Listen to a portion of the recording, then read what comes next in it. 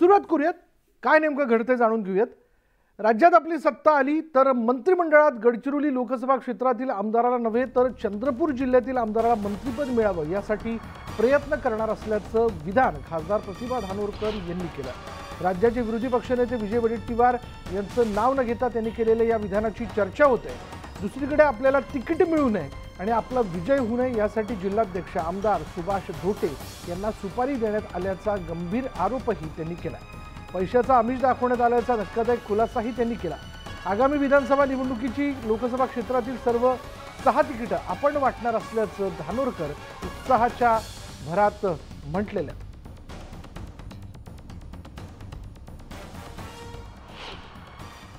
या क्षेत्राची आमदार म्हणून सगळ्यांच्या तिकिटा मलाच वाटायचे आहे आणि तिकिटा वाटत असताना तिकिटा तर देईलच, पण मंत्रिपद नक्की सुभाष भाऊला भेटलं पाहिजे याच्यासाठी देखील मी प्रयत्न करेल। कारण माझ्या तिकिटाच्या वेळेस मला माहित आहे की अनेक आमच्या पार्टीतल्या लोकांनी विरोध केला। अरुण भाऊने या ठिकाणी सांगितलं की ज्या पद्धतीने सुभाष भाऊला सुद्धा सुपारी देण्याचा प्रयत्न आमच्याच पक्षातील लोकांनी केला की काही करा पण प्रतिभा धानोरकरला तिकीट भेटली नाही पाहिजे, तुम्ही तिकीट घ्या म्हणजे जेणेकरून सुधीर मुनगंटीवार हा घरी बसल्या निवडून आला पाहिजे। पण ज्या पद्धतीने सुभाष भाऊ सुरुवातीपासून माझ्या सोबत होते आणि त्यांनी शब्द दिला की जिचा नैसर्गिक हक्क आहे मी कायम तिच्या सोबत राहील आणि त्यांनी त्यांचा तो शब्द शेवटपर्यंत पाळला। अनेक लोकांनी त्यांना पैशाने देखील मॅनेज करायचा प्रयत्न केले पण ते कोणाच्या अशा खोट्या आश्वासनाला विकले गेले नाही आणि त्या पद्धतीचा विश्वास त्यांनी माझ्यावरती दाखवला।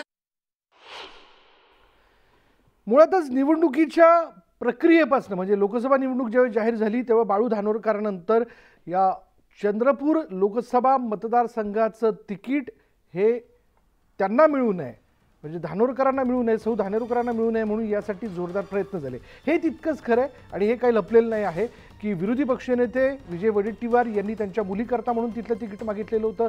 अशावेळी त्यांची सीट पाडण्याकरता म्हणून काँग्रेसच्याच अंतर्गत गोटातनं प्रयत्न होत आहेत आणि ते प्रयत्न केले जात आहेत याबद्दलची ही एक चर्चा होती। ती चर्चा या लोकसभा प्रचारामध्ये उघड होताना दिसली आणि ती खदखद अखेर विजयानंतर प्रतिभा धानोरकर यांनी व्यक्त केलेली आहे। याचबद्दल बोलणार आहोत आमचे प्रतिनिधी हैदर शेख आत्ता क्षणाला आपल्याबरोबर आहेत।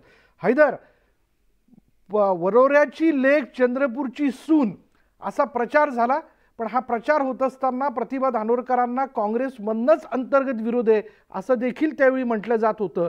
ही चर्चा त्यांच्या या वक्तव्यानंतर खरी ठरली आहे का? खरं म्हटलं तर लोकसभेच्या जेव्हा निवडणुका लागल्या तेव्हापासूनच काँग्रेसचा अंतर्गत वाद जो आहे तो चव्हाट्यावर आला होता। विजय वडेट्टीवार यांनी आपल्या मुलीसाठी प्रयत्न सुद्धा देखील केले होते आणि त्यानंतर बराच जे आहेत तिकिटांसाठी जे आहेत म्हणजे प्रतिभा धानोरकरांना भेटावी यासाठी सुद्धा काँग्रेसच्या काही लोकांनी प्रयत्न केले पण शेवटी प्रतिभा धानोरकर यांना ही लोकसभेची जी आहेत उमेदवारी मिळाली। परंतु वडेट्टीवार यांची कुठेतरी नाराजी या सगळ्याच्यावर दिसून आली आणि आता त्यानंतर प्रतिभा धानोरकरांनी विजयी झाले आणि विजयीची रॅली निघाली आणि या रॅलीमध्ये त्यांनी ही सगळं जी खतखत आहे ती व्यक्त केली।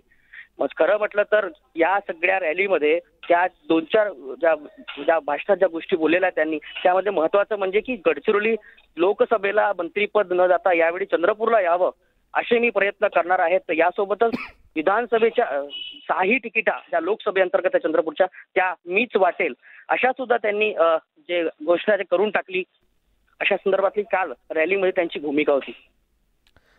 धन्यवाद हैदर या सगळ्या माहितीबद्दल।